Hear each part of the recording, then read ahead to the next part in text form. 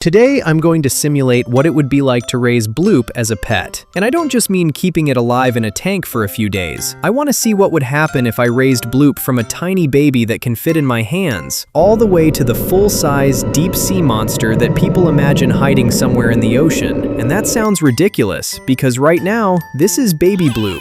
At this stage, he's small enough to hold, and somehow he looks both terrifying and kind of adorable at the same time. He has the same giant mouth Bloop is known for, tiny little needle-like teeth, a soft, pale body, and these small fins that make him look like some weird baby fish from the bottom of the ocean. And even though he's still tiny, he already looks built to swallow things way bigger than he should be able to. Right now, he mostly just drifts around, opens that massive mouth, and follows movement through the water, which honestly makes him seem pretty harmless. But that's the part I do not trust. Because if Bloop really grows the way people think it does, then this little deep-sea gremlin is eventually going to turn into a giant open-mouthed predator that can vacuum up fish, hunt in dark water, and possibly become one of the most dangerous things in the ocean. So if I'm actually going to raise him, I need to figure out 3 things fast. First, what kind of tank would a baby Bloop even need to survive? Second, what does something with a mouth like this actually eat when it's small? And third, how fast does it grow before keeping it stops feeling like owning a pet and starts feeling like containing a problem? Because even as a baby, there are already signs that this thing is not normal. His mouth opens way wider than it should for an animal this size. He reacts instantly to movement in the water, and the more comfortable he gets, the more it starts to feel like he isn't just exploring his environment, he's sizing it up. So before this thing gets any bigger, I need to build the perfect first habitat for a creature that looks like it was never supposed to exist in the first place. And if that goes badly, this is going to get out of hand way faster than I want it to. So first, I needed to build baby Bloop the closest thing possible to a safe home. Since this thing looks like it belongs in the deepest, darkest part of the ocean, I set him up in a cold, saltwater tank with clean filtration, and almost immediately, he started acting weird. Instead of swimming like a normal fish, baby Bloop mostly drifted through the water like a pale little ghost, turning slowly, and tracking anything that moved in front of him, including my hand. At first, I thought that meant he was bonding with me, but then I gave him his first real food test. I started small with tiny live plankton and micro shrimp, which he ate easily, but the strange part wasn't that he was hungry, it was how he ate. Instead of chasing prey normally, Bloop would stay almost completely still, wait for food to drift close, and then suddenly open his mouth into this giant round tunnel and suck everything nearby straight in. So I tried a few more tests. Different foods, different lighting, different water flow, and the pattern was always the same. The darker the tank got, the more active he became. And every time he fed, I could hear this faint, low pulse coming from him. At first, it was almost cute, but the more I watched him, the more it stopped feeling like a baby fish learning to eat and started feeling like a predator practicing. And if he was already doing that at this size, I needed to find out how fast he was growing before this tank became way too small.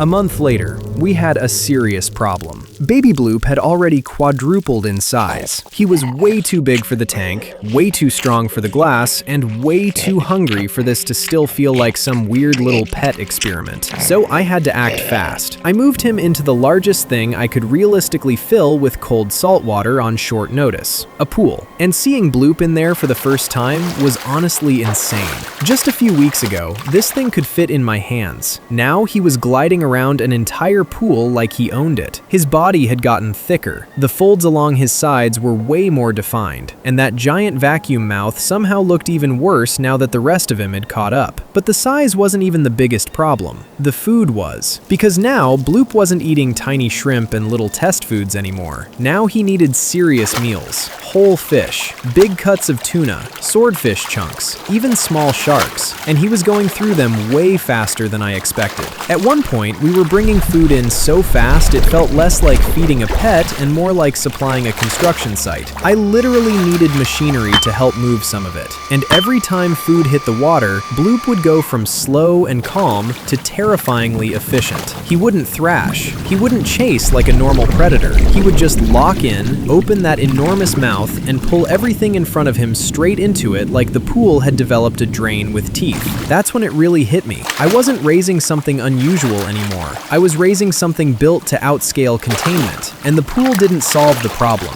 It just delayed it. Because even with all that space, Bloop kept growing. Fast. Too fast. His turns were tighter, the water displacement was stronger, the feeding cost kept rising, and the equipment I needed just to maintain this setup was getting ridiculous. So eventually, there was only one move left. If I waited any longer, transporting him would become nearly impossible. So with a massive lift rig, heavy straps, cranes, and way more machinery than should ever be required for something that started out as a hand-sized baby, we finally moved Bloop one last time. And after everything it took just to keep him alive this long, I had to do the thing I already knew was coming. I had to release him into the ocean. Once Bloop hit the open ocean, control was over. That part was done. There was no more tank to upgrade, no more pool to expand, no more feeding schedule, no more deciding what he eats. The ocean took over from there, and Bloop grew into exactly what he always looked like he was going to become, an absolute monster. At full adult size, Bloop was colossal. From above, his scale barely made sense. His pale body stretched through the water like some living deep-sea disaster, and that giant circular mouth was now big enough to swallow prey that would have looked enormous next to the version I used to hold in my hands. So to keep tracking him, I got into a helicopter and started monitoring him from the sky, and what I saw was unreal.